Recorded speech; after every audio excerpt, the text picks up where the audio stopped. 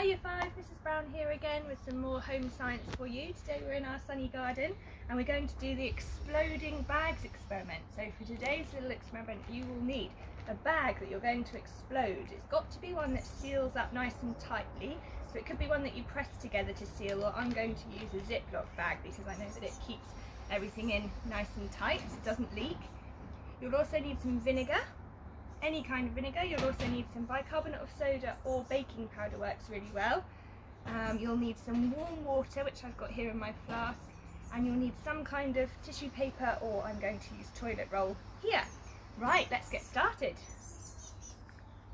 Right, let's get experimenting. So the first thing we need to do is we need to make a little parcel of our bicarbonate of soda. Now, I'm going to use quite a bit of ingredients because, as you can see, I've got a really big bag that I'm trying to explode here. If you've got a regular size one, then you'll only need a tablespoon and a half of bicarbonate of soda. I'm going to use quite a bit more than that because I'll need some more to get the chemical reaction going. Okay. I'm going to wrap it loosely in a little parcel. My neighbour doing some DIY, and then I'm going to pop it inside my Ziploc bag like so. Next I'm going to add my water. Again, if you're using a smaller bag you need about 50 mils of water, but I'm going to use quite a bit more because I've got more space to fill. Now the water doesn't really have much to do with the chemical reaction, it's just to fill up some space in your bag so that it helps the reaction happen quicker. So pop your water in the bag. Next I'm going to add my vinegar. Now for a smaller bag you'll only need about 100 mils of vinegar. Again, I'm going to use quite a bit more because I've got a much bigger bag. So I'm going to pour it in, and then I need to zip my bag up nice and quickly, nice and tightly.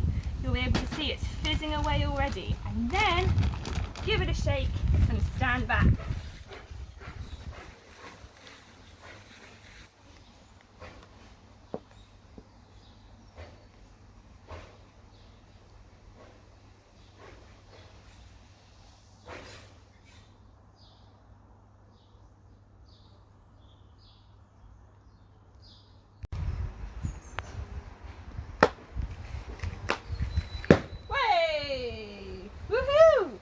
And there we have our exploding bag.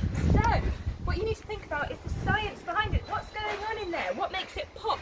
What makes a louder pop? What makes a quieter pop? It's got something to do with the vinegar and the bicarbonate of soda and the chemical reaction that happens between the two that produces carbon dioxide gas, and the more gas that's produced fills the bag up and it has nowhere to go, so it has to explode. Now when you're doing your experiment, have a little play around. Use loads of vinegar if you like, or use a tiny bit of vinegar. Use lots of bicarbonate of soda, or a little bit. You could use a smaller bag or a larger bag. How long does it take to explode? Have lots of fun. Make sure you're working in an area that's easy to clean up afterwards. Don't do it over the carpet. Do it somewhere outdoors or in the kitchen where you can clean up. And I hope you have fun exploding your bags. See you later.